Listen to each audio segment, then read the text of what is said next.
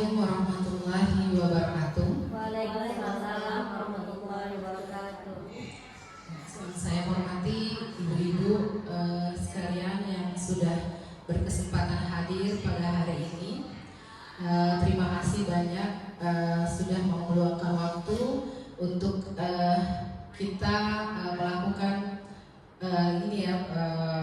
pembelajaran berbagi budaya positif ya. Sebelumnya marilah kita sama-sama berdoa sesuai dengan kepercayaan masing-masing. Berdoa mulai.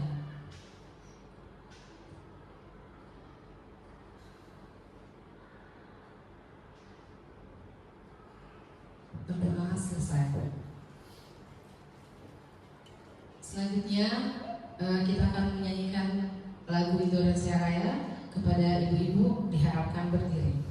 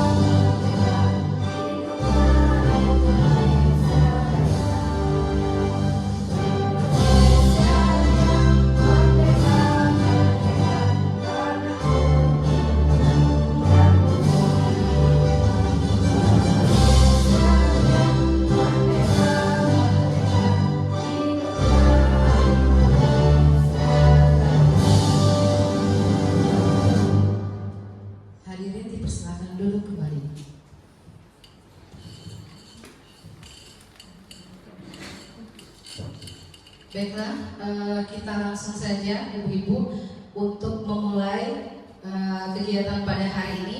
Sebelumnya saya mau sedikit pantun dulu. Kulit manis harum baunya, dicampur dengan teh kerinci. Belajar tidak boleh lupa untuk pendidikan yang berbudi. Terima kasih. Baiklah, di depan sudah saya tampilkan slide menyebarkan pemahaman dan penerapan pengalaman budaya positif. Sebelumnya kita harus mengetahui terlebih dahulu, budaya positif merupakan perwujudan dari nilai-nilai atau keyakinan universal yang diterapkan di sekolah. Jadi budaya positif dapat mendorong murid untuk mampu berpikir, bertindak, dan menciptakan sebagian proses kemerdekaan dirinya sendiri. Murid mampu mandiri dan bertanggung jawab, di mana konsep inti budaya positif terdiri dari 7, yaitu yang pertama adalah perubahan paradigma belajar. Yang kedua, disiplin positif. Yang ketiga, kebutuhan dasar manusia. Yang keempat, motivasi perilaku manusia. Kelima, posisi kontrol guru. Keenam, keyakinan kelas. Dan yang ketujuh, segitiga restitusi. Jadi dalam budaya positif itu ada 7 rangkaian konsep ya yang perlu kita lakukan untuk menciptakan budaya positif. Baiklah, pertama akan saya bahas dulu ya tentang pembelajaran dengan paradigma baru. Jadi pembelajaran dengan paradigma baru merupakan pembelajaran yang dirancang berdasarkan prinsip pembelajaran berdiferensiasi sehingga peserta didik belajar mengenali kebutuhannya berdasarkan tahapan perkembangan sesuai teori psikologis modern untuk mewujudkan profil pelajar Pancasila. Jadi mungkin kita sudah sering dengar ya ibu-ibu, kalau kita harus menciptakan anak-anak yang memiliki jiwa profil pelajar Pancasila. Yang dimana profil Pancasila itu bisa kita ketahui ya, itu ada bergotong royong, kritis, berpikir kritis ya, mandiri, berkolaborasi, berglobal ya dan yang lainnya. Selanjutnya ini adalah disiplin positif. Ini juga rangkaian ya, bagaimana kita bisa menerapkan budaya positif. Disiplin positif adalah pembiasaan hal yang baik, mencakup sikap atau perilaku maupun tutur kata oleh seluruh warga di sekolah, terutama bagi murid, agar dapat berkembang menjadi pribadi yang kritis, mandiri, dan bertanggung jawab. Sebagai pendidik, tujuan kita adalah menciptakan peserta yang memiliki disiplin diri, sehingga mereka berperilaku mengacu kepada nilai-nilai kebajikan universal dan memiliki motivasi dalam diri menuju perubahan perilaku ke arah yang lebih baik. Jadi ibu-ibu dalam melakukan disiplin positif ini bukan hanya peserta didik kita saja, maunya kita juga sebagai peserta didik juga melakukan disiplin positif ini agar terciptanya semua di lingkungan kita dapat melakukan disiplin positif tersebut. Selanjutnya yang ketiga adalah kebutuhan dasar manusia. Ya, tentunya kita sebagai manusia itu pasti memiliki kebutuhan dasar manusia ya. Jadi begitu juga pada peserta didik kita itu memerlukan kebutuhan dasar manusia. Di mana kebutuhan dasar manusia adalah kebutuhan dasar manusia merupakan sesuatu yang kita lakukan untuk mendapatkan apa yang kita inginkan.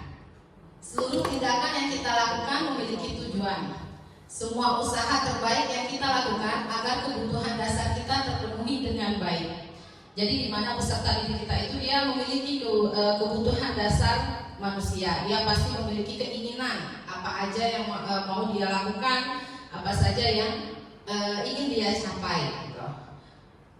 Selanjutnya kebutuhan dasar manusia, ini ada 5 yang harus terpenuhi dalam kebutuhan dasar manusia. Yang pertama itu ada rasa bertahan hidup, ibu-ibu.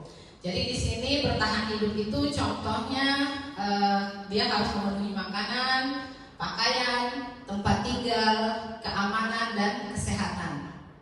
Selanjutnya kebutuhan dasar manusia itu yang harus dipenuhi adalah kasih sayang dan rasa diterima. Jadi itu yang bisa yang dirasakan oleh peserta didik kita. Dia pasti ada rasa ingin disayang ya, karena itu adalah merupakan bagian dari kebutuhan dasar manusia. Di mana rasa kasih sayang dan rasa diterima itu terdiri dari rasa diterima, dipedulikan, berbagi, kerjasama, dan menjadi bagian dalam kelompok. Jadi dalam kelompok mungkin dia di dalam kelas, di dalam sekolah, atau di lingkungan sosialnya. Terus selanjutnya kebutuhan dasar manusia adalah rasa penguasaan. Jadi di mana rasa penguasaan ini harga diri, terus keinginan untuk dianggap memimpin, berprestasi, diakui dan didengar. Kebutuhan dasar manusia selanjutnya itu yang dimiliki biasanya ingin ada rasa kebebasan. Jadi kebebasan dia itu merasa dirinya mandiri, memiliki pilihan, mencoba hal baru dan mampu mengendalikan arahan dirinya. Ya, jadi dia seolah-olah dia bisa melakukan itu semua, gitu. Dia merasa seperti itu. Selanjutnya kebutuhan dasar manusia adalah kesenangan. Jadi dia bermain, biasanya kan pas bersenda-gurau dengan teman-teman ya, dengan lingkungan bersosialisasinya. Terus juga biasanya ada romah, humor gitu ya, antusias dan pastinya sering ada canda dan tawa. Yang keempat itu adalah kebutuhan dasar manusia. Ini ada 3 biasanya kita lakukan sebagai guru atau pendidik. Biasanya kita lakukan terhadap peserta didik kita. Jadi biasanya itu ada yang namanya hukuman, terus juga konsekuensi dan restitusi. Yang dimana kalau hukuman, ibu-ibu, hukuman ini biasanya kita lakukan itu tidak terencana, ya, jadi tiba-tiba, biasanya gitu, ya, karena hukuman ini kan biasanya kalau anak datang terlambat, itu pasti kita akan secara tidak langsung kita akan memberikan hukuman, gitu ya. Jadi biasanya kalau yang tidak terencana tiba-tiba, ya, itu dinamakan hukuman. Setelah itu murid tidak tahu apa yang akan terjadi.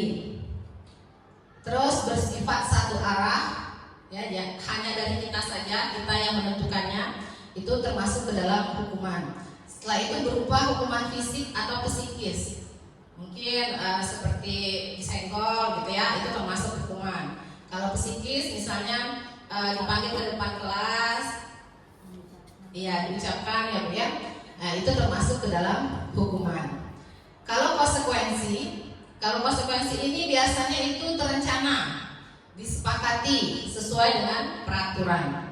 Misalnya contohnya kayak kita peraturan sekolah kan, kita ada peraturan sekolah, itu pasti semua yang ada di sekolah seperti gurunya, seperti anak didiknya itu pasti mengetahui ya. Jadi dia juga sudah tahu, sudah disepakati. Itu dinamakan konsekuensi. Setelah itu murid tetap dibuat tidak nyaman. Jadi pasti ada konsekuensinya kan, misalnya dia berbuat apa, itu konsekuensinya apa, itu dia pasti merasa tidak nyaman. Terus sikap guru selaku memonitor murid. Jadi kita memonitor murid itu termasuk ke dalam konsekuensi. Nah, selanjutnya ini mungkin yang agak jarang kita dengar ya, restitusi. Ya, resti seperti nama saya ya. Jadi bukan, ini adalah restitusi, mungkin agak sedikit awam kita. Mungkin yang sering kita lakukan mungkin hukuman atau konsekuensi ya, ibu-ibu. Kalau restitusi, ini ada proses menciptakan kondisi bagi murid untuk memperbaiki kesalahan. Jadi misalnya dia sudah mengetahui kesalahan dia apa, tapi dia juga yang nanti bisa mencetuskan apa yang akan dia lakukan untuk memperbaiki masalahnya. Terus proses kolaborasi yang mengajarkan murid untuk mencari solusi sendiri. Jadi pada restitusi ini nanti kita melatih anak-anak itu setelah dia tahu kesalahan dia apa, terus juga nanti kita suruh dia untuk mencari solusi sendiri gitu ibu-ibu. Jadi itu yang dinamakan restitusi. Nah, ini ada beberapa posisi kontrol guru. Jadi ada 5 posisi kontrol guru yang biasanya dilakukan. Tadi yang saya sebut itu sebagai penghukum ya. Terus juga ada pembuat merasa bersalah. Selanjutnya bisa sebagai teman dan sebagai pemantau serta sebagai manajer. Jadi ada 5 kontrol guru ini biasanya dilakukan oleh oleh guru gitu ya terhadap peserta didiknya. Coba kita lihat bersama-sama ya contoh kasus ini ya, ada sebuah kasus seorang Adi yang terlambat hadir di sekolah. Ya, dia terlambat hadir di sekolah, mungkin tidak tepat waktu gitu ya. Jika kita sebagai penghukum, jika kita memiliki kontrol sebagai penghukum, ini contohnya kita pasti akan ada suara kita tinggi, ya kan? Secara otomatis itu suara kita tinggi, bahasa tubuh kita mungkin mata kita melotot, terus jari menunjuk menghardik gitu ya. Itu sebagai penghukum. Misalnya kata-katanya seperti ini, terlambat lagi ya, misalnya gitu. Pasti terlambat lagi. Selalu datang terlambat. Kapan bisa datang tepat waktu gitu ya. Jadi mungkin kurang lebih seperti itu, atau mungkin kita suara besar gitu ya, menghardik, itu termasuk ke dalam kontrol penghukum. Terus iya, tanyakan pada diri Anda. Nih, kita tanyakan pada diri kita, kalau kita sudah melakukan hal tersebut, sudah melakukan kontrol sebagai penghukum, Itu bagaimana perasaan murid bila guru berbicara seperti itu pada saat muridnya datang terlambat? Kira-kira kalau menurut Ibu gimana? Kalau seandainya seperti itu, apa yang dirasakan oleh murid kita? Ya, takut ya Bu Bada ya. Pasti anak itu akan ketakutan gitu ya. Karena dia sudah melihat gestur tubuh kita yang sudah seram mungkin ya. Jadi dia akan takut. Kita pun tahu ya, secara hati nurani kita pasti akan tahu apa dampaknya gitu. Terus hasilnya ya, setelah kita sebagai kontrol sebagai penghukum, itu biasanya hasilnya kemungkinan murid marah ya. Kalau anak yang mungkin dianya tidak terima ya, itu akan marah biasanya. Anak-anak itu marah dan mendendam atau bersifat agresif. Bisa jadi sesudah kembali duduk murid tersebut akan mencoret-coret, atau dia marah atau keluar ya. Misalnya dia mencoret bukunya atau meja tulis. Lebih buruk lagi sepulang sekolah mungkin dia melihat motor ibu-ibu, mungkin bisa dikempeskannya, digoreskannya ya. Jadi kalau kita melakukan kontrol sebagai penghukum, itu hasilnya pasti kurang lebih mungkin akan terjadi seperti itu. Selanjutnya nih, masih contoh yang tadi, jika Adi terlambat hadir di sekolah ya. Kalau kita memiliki posisi kontrol sebagai ini ya, membuat rasa bersalah. Nih contohnya misalnya ada suara kita memelas. Nih tadi tidak menghardik nih, memelas, terus halus, sedih, bahasa tubuh merapat pada anak gitu ya. Dia lebih mendekatkan diri, tapi cara berbicaranya itu memelas. Dia bilang, Adi, kamu ini bagaimana ya? Kamu sudah berjanji dengan ibu tidak akan terlambat lagi. Kamu kenapa ya senang sekali mengecewakan ibu gitu ya? Ada kata-kata seperti itu. Ibu benar-benar kecewa loh sama kamu gitu. Jadi itu termasuk kita menjadi posisi kontrol, membuat anak itu merasa bersalah ya.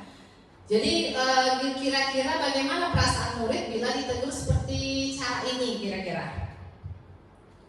Ya, jadi mungkin kalau anaknya kita tegur seperti ini, dia mungkin agak merasa bersalah gitu ya, tidak bisa memuaskan apa yang ingin gurunya inginkan gitu ya. Jadi hasilnya jika kita memiliki posisi kontrol sebagai ini ya, membuat merasa bersalah, biasanya hasilnya murid akan merasa bersalah. Terus bersalah telah mengecewakan ibu, bapak gurunya gitu. Dia biasanya kepikiran nih. Terus murid akan merasa menjadi orang yang gagal dan tidak sanggup membahagiakan orang lain. Kadang-kala sikap seperti ini lebih berbahaya ibu-ibu dibandingkan dengan posisi kontrol kita sebagai penghukum gitu. Karena emosinya ini dia akan tertanam rapat di dalam diri dia gitu. Dia tidak mengeluarkan. Kalau hukuman tadi kan dia mengeluarkan. Dia bisa marah, dia bisa berontak gitu ya. Tapi kalau dengan posisi kontrol membuat rasa bersalah ini, dia terpendam di dalam hati gitu. Dimana murid bisa menumpahkan amarahnya walau dengan cara negatif. Murid tertekan seperti inilah yang tiba-tiba bisa meletus amarahnya. Nanti dia lama-lama bisa meletus amarahnya kalau dia memendam terus rasa itu dan bisa menyakiti dirinya sendiri atau orang lain. Jadi ini juga berbahaya ibu-ibu kalau kita melakukan posisi kontrol sebagai membuat merasa bersalah. Silakan Bu Wahyu dulu informasinya tidak apa-apa.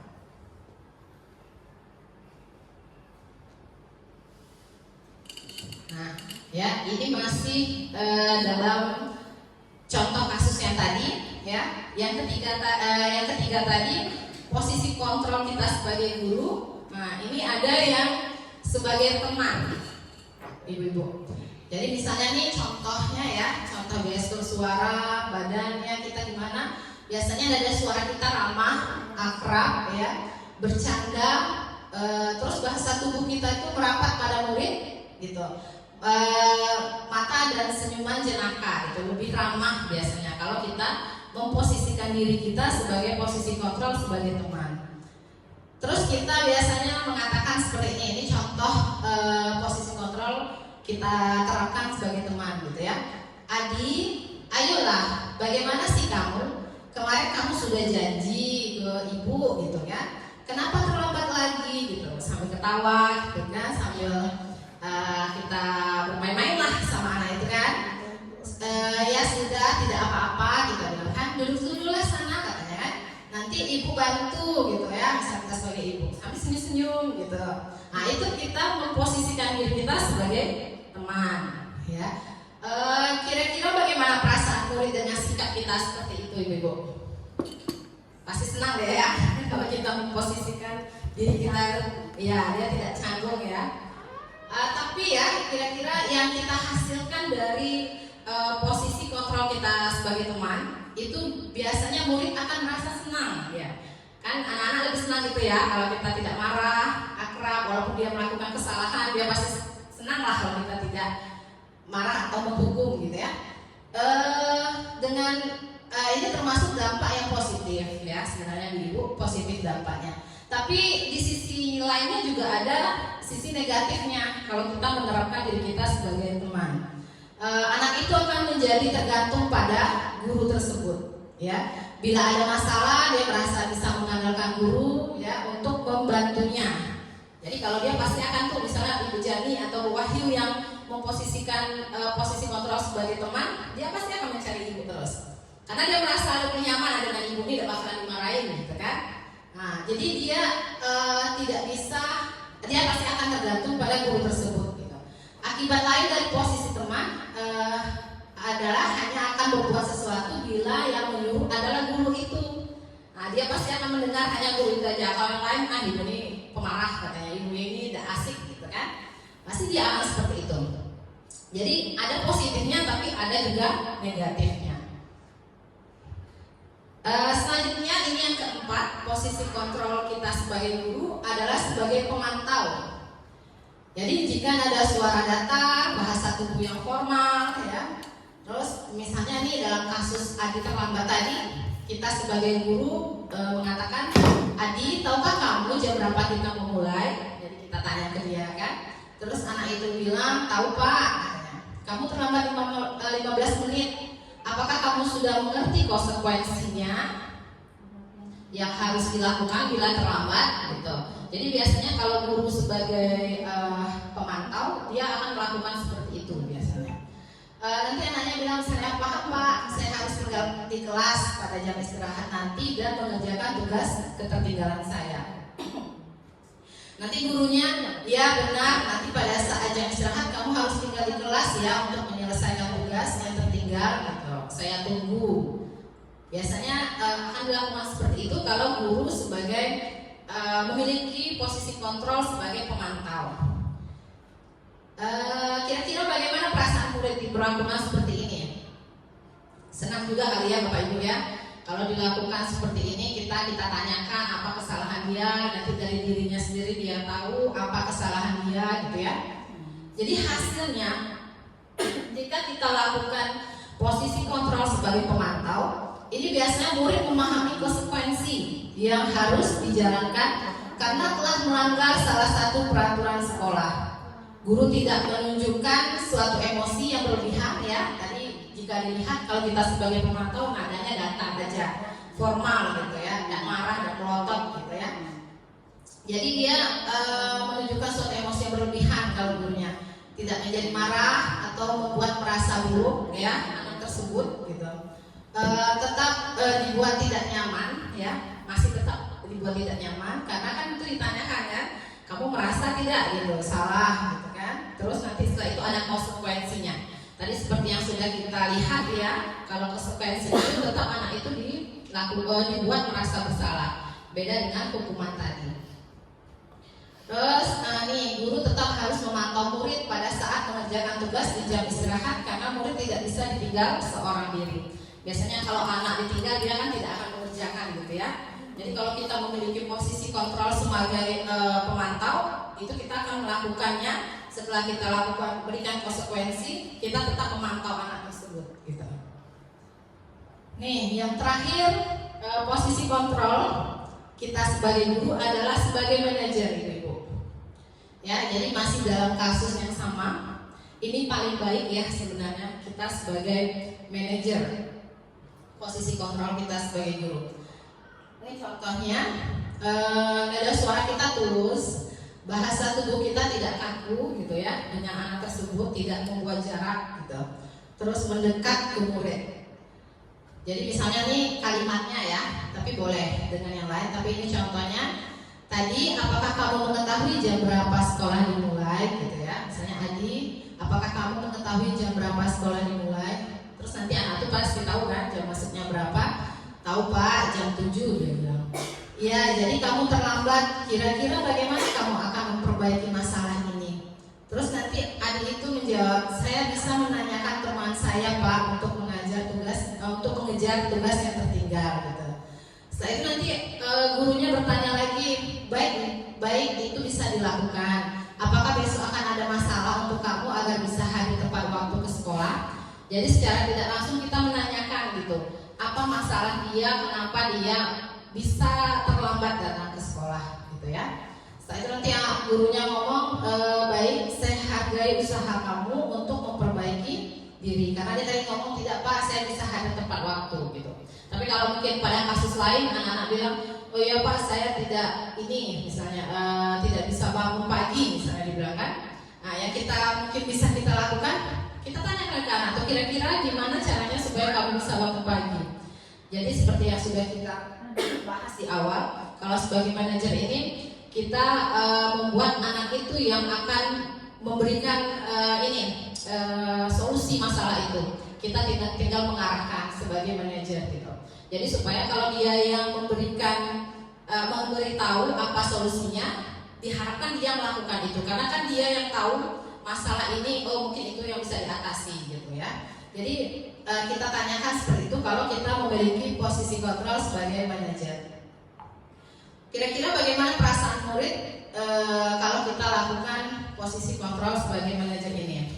Tentunya akan lebih baik ya, lebih senang gitu. Karena kita juga bukan hanya mungkin menghukum, bukan hanya memberikan konsekuensi, kita juga menanyakan solusi dari anak tersebut. Kira-kira apa yang bisa dilakukan supaya anak ini tidak melakukan atau mengulangi kesalahannya lagi ya.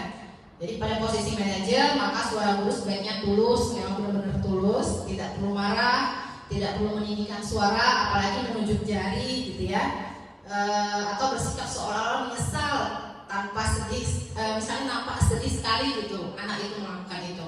Karena kalau kita dengan sedih gitu kan, itu tadi termasuk ke dalam posisi kontrol, membuat anak itu merasa bersalah. Itu juga dampaknya tidak baik ya. Jadi dari kelima posisi kontrol tersebut ya, kita fokus adalah pada murid, ibu-ibu. Jadi kita fokusnya pada murid, bukan untuk membahagiakan guru ya, atau orang tua. Murid sudah mengetahui adanya suatu masalah. Jadi supaya kita harapkan anak itu tahu ada masalah dan sesuatu perlu terjadi. Bila guru mengambil posisi pemantau, guru akan melihat apa konsekuensinya, apa peraturannya.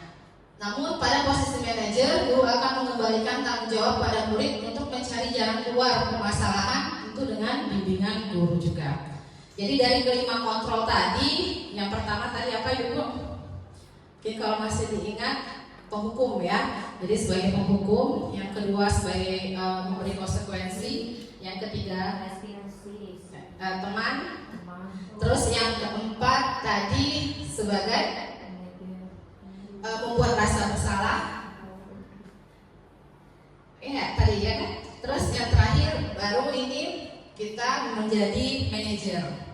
Jadi yang lebih baik sebenarnya dari lima posisi tersebut, posisi kontrol tersebut, ibu-ibu adalah sebagai ini pemantau ya, setelah itu sebagai manajer.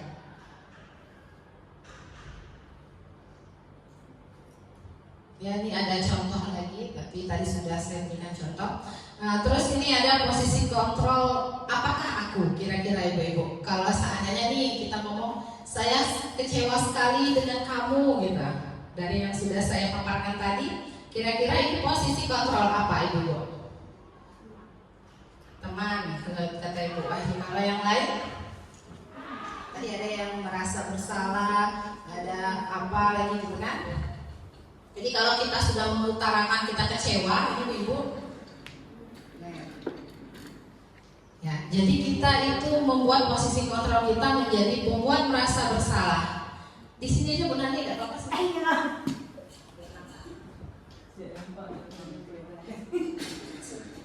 Ya, jadi membuat merasa bersalah. Kalau kita tuh mengutarakan kecewaan kita, iya ibu kecewa sekali sama kamu, kok kamu bisa seperti ini, itu biasanya membuat merasa bersalah. Terus nih, kalau ada kata-kata kamu tidak pernah benar melakukan tidak benar melakukan sesuatu gitu ya. Sekarang keliling lapangan 3 kali. Nah, itu apa? Ya, benar sekali ya Bu Hijrah. Itu adalah posisi kontrol kita sebagai penghukum ya, atau memberi hukuman. Terus nih selanjutnya, kalau kita mengatakan seperti ini, kira-kira apa? Kira-kira bagaimana kamu akan memperbaiki masalah ini? Gitu. Dia menanyakan. Kira-kira apa ibu? Ya, manajer. Jadi kita menanyakan dia kira-kira apa yang bisa dia lakukan untuk memperbaiki ini ya, sifat dia atau keadaannya supaya dia tidak melakukan hal buruk yang sama gitu. Nih, posisi kontrol jika kita mengatakan ayolah lakukan demi bapak atau ibu gitu. Ayolah kamu jangan terlambat lagi. Ya, biasanya ini adalah posisi kontrol kita sebagai teman. Jadi ya, ada yang terakhir nih, kamu terlambat 15 menit ya gitu. Apa kamu sudah mengerti konsekuensi yang dilakukan bila terlambat? Ya, jadi ini ada konsekuensi berarti sebagai pemantau.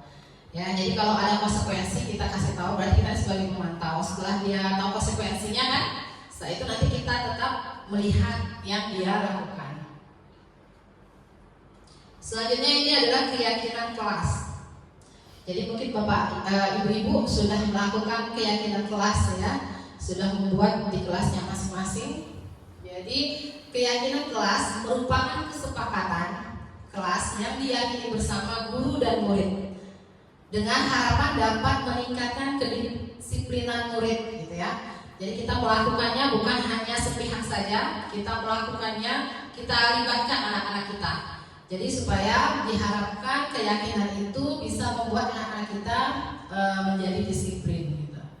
Selanjutnya keyakinan kelas berupa pernyataan universal dibuat dalam bentuk positif dan bersifat abstrak ya. Keyakinan kelas hendaknya tidak terlalu banyak. Jadi kita tidak perlu membuat keyakinan kelas terlalu banyak ibu-ibu. Hanya perlu yang penting-pentingnya saja supaya anak itu lebih ingat gitu ya, yang paling penting dia lakukan itu apa dalam keyakinan kelas. Terus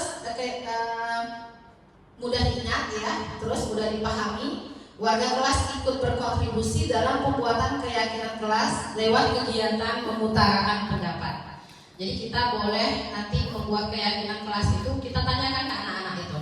Jangan kita dulu misal buat ini tidak boleh datang terlambat, jangan kita dulu, kita tanyakan ke anak-anak. Kira-kira kita buat keyakinan kelas itu apa aja anak-anak gitu. Nanti dia tunjuk tangan kan, apa misalnya apa-apa. Nanti setelah itu kita catat bersama ya dengan murid. Setelah itu nanti kita ubah kata yang mereka pilih itu menjadi kata yang positif. Nah, nanti bersama anak itu juga tahu apa keyakinan kelasnya. Dan itu kita harapkan harus dilakukan oleh kelas tersebut.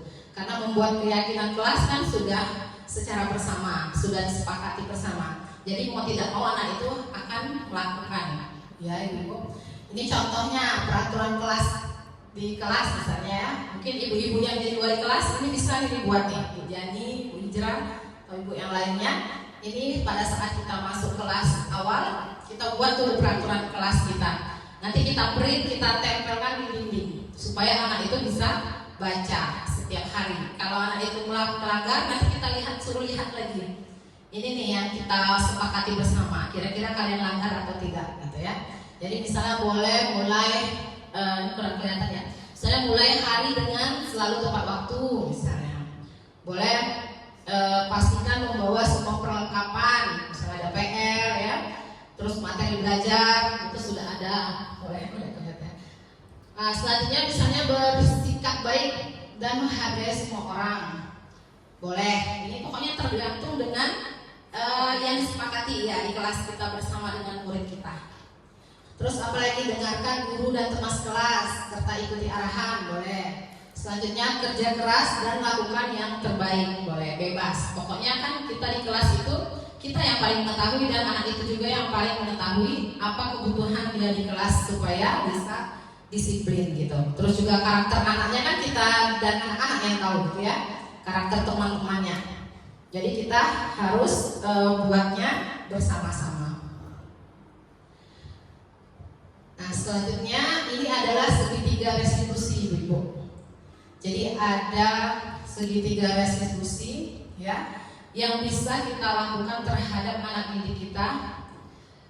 Dalam segitiga restitusi ini ada 3 tindakan. Tuh. Yang pertama kita bisa lakukan menstabilkan identitas. Jadi kita dapat menstabilkan identitas anak kita dulu apa. Setelah itu kita validasi tindakan yang salah. Setelah itu ketiga menanyakan keyakinan. Jadi kalau anak-anak kita ibu-ibu membuat kesalahan, kita lebih baiknya kita melakukan tindakan segitiga restitusi ini.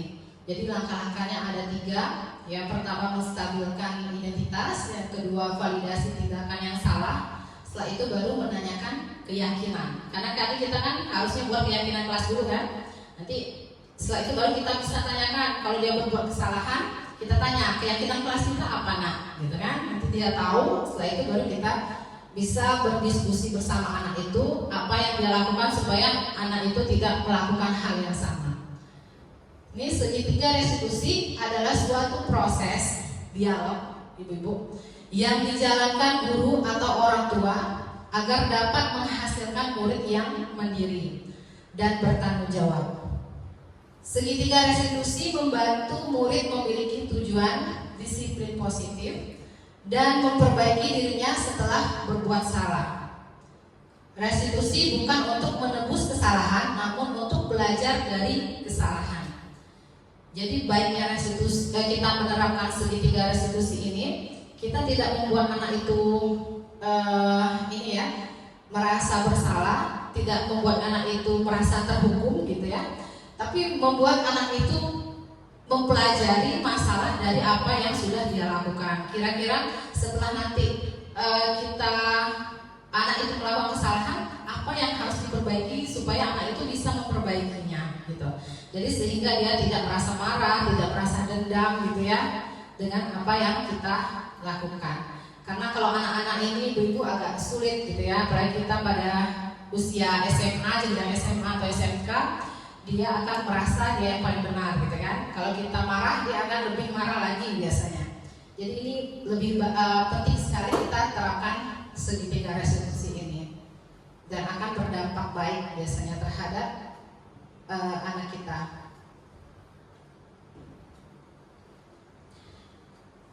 Nih, yang pertama tadi adalah segitiga restitusi menstabilkan identitas.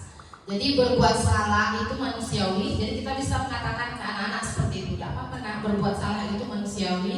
Karena kita sebagai guru juga pernah melakukan tersebut, gitu ya. Tidak ada manusia yang sempurna. Bapak Ibu juga pernah melakukan kesalahan seperti itu.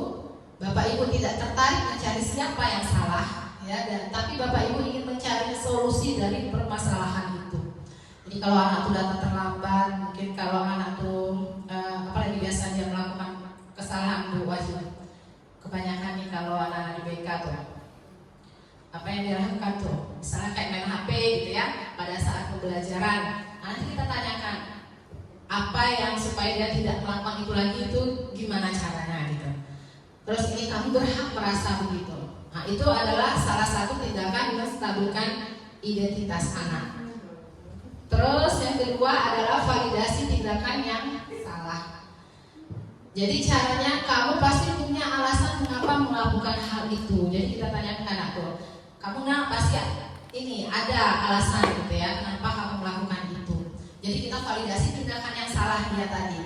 Terus padahal kamu bisa loh melakukan yang lebih buruk dari ini, kenapa kamu melakukan itu gitu ya. Terus misalnya kamu tahu tidak apa yang salah dari tindakan itu, gitu. Jadi kita menyadarkan anak itu, gitu ya. Validasi tindakan yang salah, menyadarkan anak itu bahwa tindakan dia itu salah. Jadi supaya dia tahu apa kesalahan dia gitu. Kadang-kadang kan ibu-ibu anak-anak ini kalau kita lakukan mungkin konsekuensi hukuman, dia tidak tahu apa kesalahan dia kan. Padahal udah jelas sekali kesalahan dia, tapi dia tidak merasa gitu. Tapi dengan cara kita melakukan segitiga restitusi dengan tahap kedua, validasi tindakan yang salah, kita harapkan anak itu mengetahui apa yang salah dari tindakannya gitu. Yang terakhir adalah menanyakan keyakinan. Apa keyakinan kelas kita nak? Gitu kan? Kamu ingat tak? Misalnya bukan kelas aja. Misalnya apa keyakinan sekolah kita? Gitu. Apa yang sudah kita buat? Gitu. Kita tanyakan ke dia. Jika melanggar, dia pasti akan tahu kalau dia melanggar.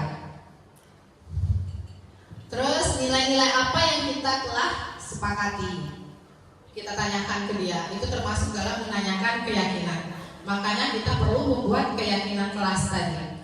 Atau membuat keyakinan sekolah, ibu-ibu. Itu perlu kita lakukan.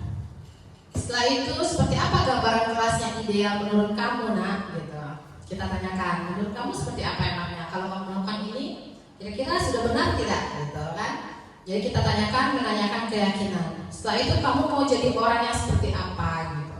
Itu termasuk ke dalam tindakan menanyakan keyakinan dalam segitiga restitusi.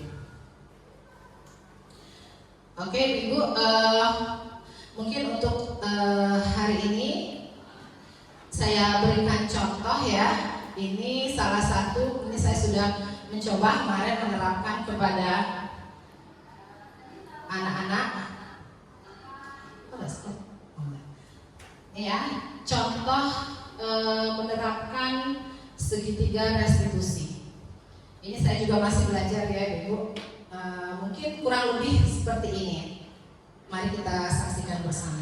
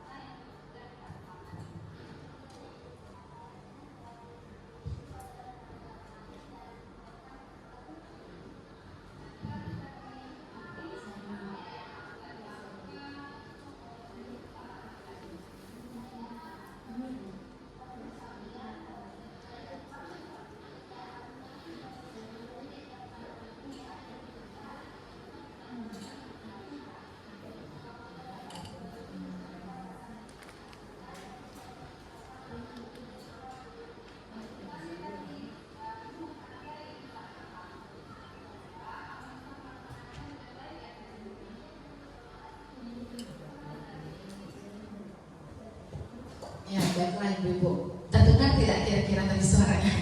Mungkin agak sedikit kecil ya. Jadi pada kasus tersebut, ini saya ini melakukan tindakan dia terlambat pada saat upacara. Ya, jadi saya coba terapkan ya segitiga restitusi ini. Saya tanyakan kepada anak tersebut gitu ya. Saya panggil gitu. Saya panggil. Setelah itu kita lakukan dari 3 tahapan segitiga restitusi ya. Jadi dia mengatakan kalau dia terlambat karena dia tidak dibangunkan sama orang tuanya. Katanya orang tuanya sudah pergi. Terus pas dia ini mau hidupin alarmnya baterainya habis katanya. Ya, jadi kita tanyakan gitu ya, kenapa, terus keyakinan kelas atau sekolah kita itu kan tidak boleh datang terlambat gitu ya. Nanti dari situ kita suruh dia kira-kira Serdi supaya saya tidak terlambat lagi itu gimana caranya? Nah, itu tadi dia sampaikan, dia bilang saya berikutnya akan meminta orang tuanya sebelum pergi kerja bangunkan dia dulu katanya. Jadi solusinya kan dari dia ya. Setelah itu nanti dia bilang saya akan memberi baterai jambu supaya bisa nanti maksudnya ya alarm ya, baterai alarm supaya dia bisa terbangun gitu. Jadi kita melakukan tidak hanya kalau bisa gitu ya, penerapan segitiga resolusi ini. Jadi anak itu sendiri yang memberikan solusi gitu. Baiklah ibu-ibu, kira-kira ada yang mau ditanyakan tidak dari beberapa pemaparan saya tentang budaya positif gitu. Boleh tanya ini kita saling sharing, mungkin Bu Hijrah boleh, Bu Hilda udah cukup ya. Oke, ya terima kasih ya. Mudah-mudahan kita sebagai guru ya, kepada peserta didik kita dapat menerapkan budaya positif ini. Terus juga kita juga bisa kita bisa membuat diri kita ke dalam 5 posisi kontrol sebagai guru tadi. Yang lebih baiknya kita menjadi pemantau atau mungkin sebagai manajer. Jadi mudah-mudahan kita bisa menghilangkan posisi kontrol kita sebagai penghukum gitu ya Ibu-ibu, supaya karena kalau kita menjadi posisi penghukum itu akan dampaknya tidak baik kepada peserta didik kita, atau mungkin juga sebagai pemberi konsekuensi dan yang lainnya ya. Jadi yang baik itu adalah sebagai pemantau dan manajer. Dan juga diharapkan ibu-ibu juga bisa membuat kesepakatan kelas bersama anak gitu ya. Di dalam kelas, di labor juga boleh gitu ya, supaya anak-anak itu tahu apa kesepakatan kelas. Jika dia melanggar itu, kita sudah ada kesepakatan kelas. Kalau sudah cukup, saya mengucapkan banyak terima kasih kepada ibu-ibu. Semoga kita bersama gitu ya dapat memperbaiki diri kita sebagai guru untuk kepentingan peserta didik kita. Terima kasih banyak. Saya akhiri. Wassalamualaikum warahmatullahi wabarakatuh.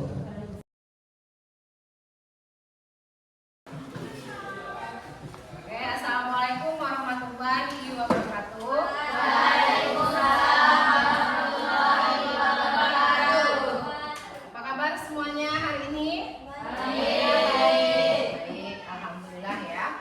Jadi pada hari ini kita yang sudah pernah kita sepakati ya, hari ini kita mau membuat budaya positif ya tentang kesepakatan kelas ya. Jadi kita nanti buat kesepakatan kelas bersama, dan ibu harapkan nanti kesepakatan kelasnya bisa kita taati secara bersama-sama ya. Tujuannya supaya kalian bisa disiplin gitu ya. Jadi nanti setelah kita buat bersama-sama, kita akan menerapkan mengikuti dari peraturan kelas kita yang sudah kita buat ya. Oke, ini ada kertas. Nanti ibu berikan kalian satu-satu. Nanti tolong ditempel di depan ya. Nanti kita lihat bersama apa yang perlu kita buat dalam kesepakatan kelas ya. Ini boleh satu-satu tulis. Jadi yang kalian tulis itu apa yang ingin kalian impikan gitu, kelas seperti apa gitu, situasi kelas seperti apa yang mau kamu capai untuk kelas ini gitu, dalam pembelajaran, dalam lingkungan di kelas gitu ya. Ngerti kan? Ya Bu. Jadi nanti tulis keinginannya apa gitu. Terus cita-cita kamu kelas ini ingin seperti apa gitu ya. Nanti tolong ditulis di kertas. Setelah itu tempelkan di depan papan tulis.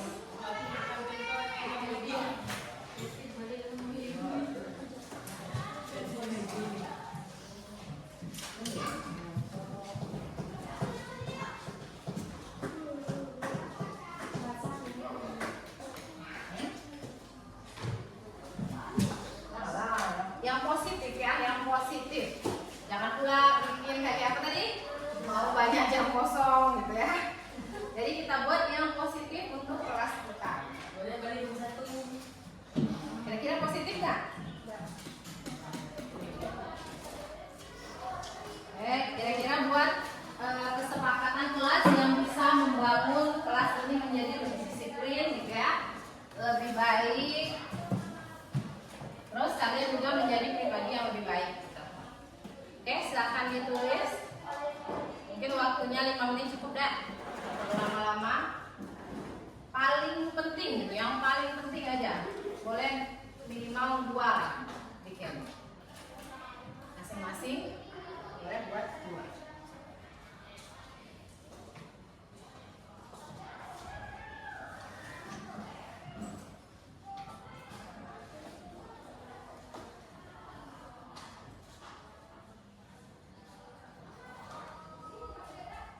Jadi ingin kelasnya seperti apa? Bebas, tapi yang positif ya.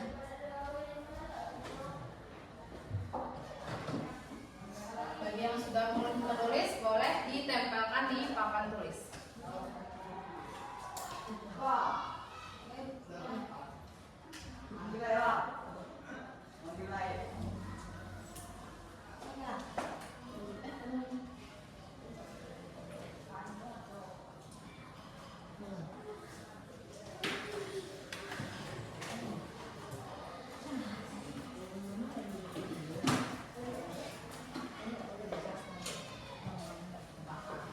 Ya, yuk yang sudah boleh ditempel.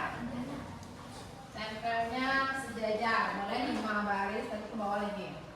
5, ya, ke kanannya 5, nanti ke bawah lagi.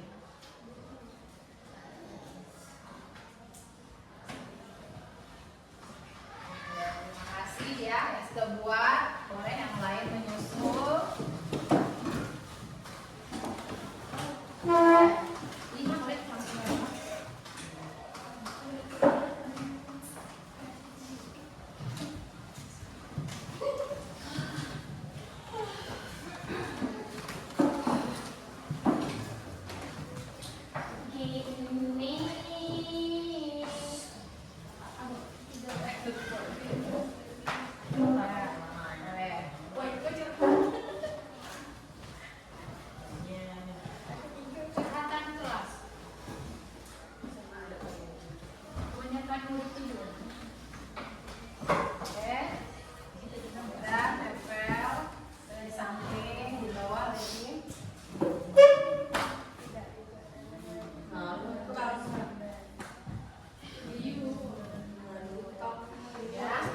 Ya, kalau sudah silakan duduk kembali.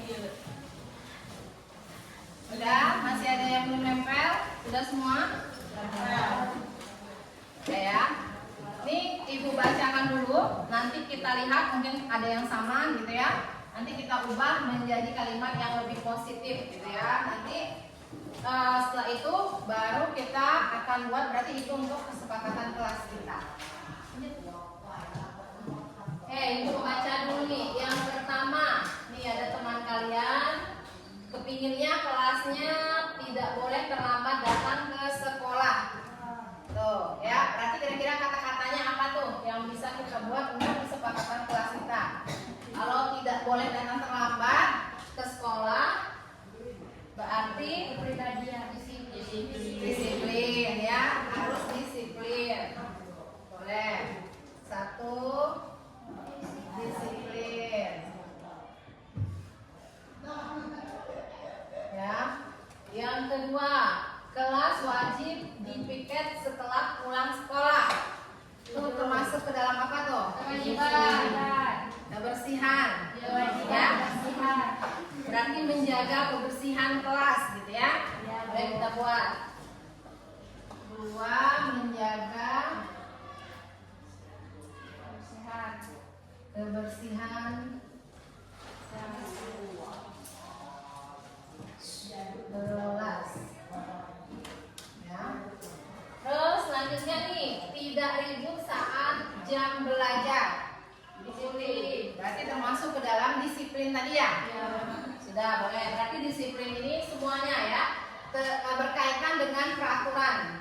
Jadi tidak boleh datang terlambat, masuk ke dalam disiplin tadi ya. Terus juga tidak ribut saat jam pelajaran, boleh disiplin. Terus nih kelas yang bersih saat belajar, sama tadi ya, menjaga kebersihan kelas. Oke, selanjutnya kelas yang bersih saat belajar juga nih, masuk tadi ya, sudah tidak perlu kita tuliskan lagi. Terus tidak terlambat masuk kelas, sama disiplin ya. Disiplin berarti kalau masalah berarti disiplin waktu ya, atau disiplin apa ya? Disiplin aja. Disiplin dalam disiplin dalam peraturan gitu ya, biar jelas ya. Peraturan.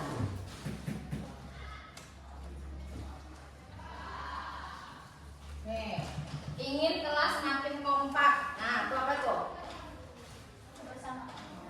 Kebersamaan, kekompakan kelas, menjaga kekompakan kelas ya.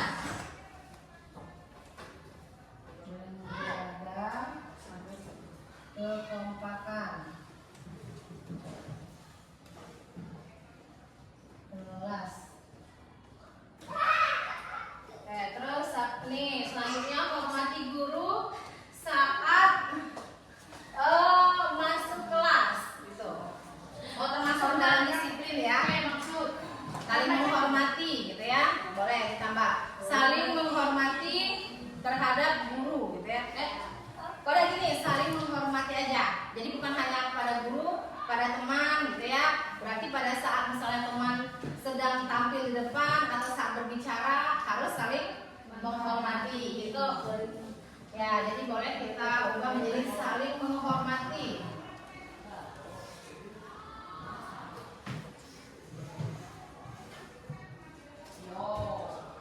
Mati. Oke. Terus jangan main HP saat jam pelajaran dalam proses pembelajaran. Nah, disiplin tuh. Ya, masuk ya ke dalam peraturan tadi disiplin ya.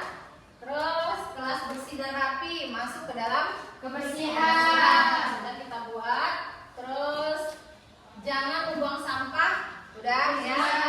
Kebersihan. Terus kelas harus keadaan bersih. Setiap guru masuk sama udah ya, udah masuk nih, menjaga kebersihan kelas. Terus kelas harus bersih dan rapi juga. Nih sepatu disusun rapi, tuh termasuk ke dalam kebersihan tadi ya. Atau disiplin udah masuk nih. Berarti semua disiplin itu berkaitan dengan semua peraturan ya, harus dikerjakan. Terus jangan buang sampah di dalam kelas, termasuk ke dalam kebersihan.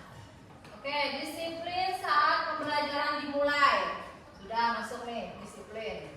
Terus keadaan kelas bersih. Sudah masuk. Tidak membuang sampah sembarangan. Sudah ya. Masuk apa tadi? Kebersihan. Terus tidak terlambat masuk kelas. Sudah sama ya, sama ini disiplin. Terus kesepakatan ini kelas yang bersih, tidak membuang sampah, sama. Terus tidak ribut saat ada guru yang mengajar kecuali disuruh berdiskusi. Udah, berarti masuk ke ini saling menghormati juga, ya disiplin juga masuk itu. Terus kayak gini,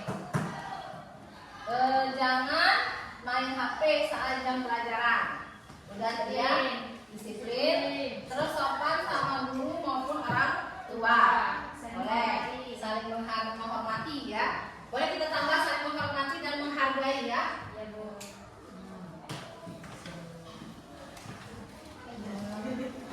Menghargai. Oke. Terus apalagi nih yang kalian buat? Menjaga kebersihan sudah. Terus tidak boleh ribut selama pembelajaran dimulai, sudah masuk tadi ya dalam disiplin. Terus tidak menggunakan HP, sudah masuk. Dilarang buang sampah, masuk tadi udah. Jaga kebersihan, dilarang main HP, dilarang ribut, masuk juga. Terus kelas harus tetap terlihat bersih, berarti menjaga kebersihan. Selalu membawa air minum, nah ini ditambahan. Selalu membawa air minum atau bekal dari rumah. Sepak ada? Kan Iko. Tergantung kepribadian. Boleh, tidak usah kita sepakati ya. Ini tergantung pribadi masing-masing. Boleh bawa makanan, boleh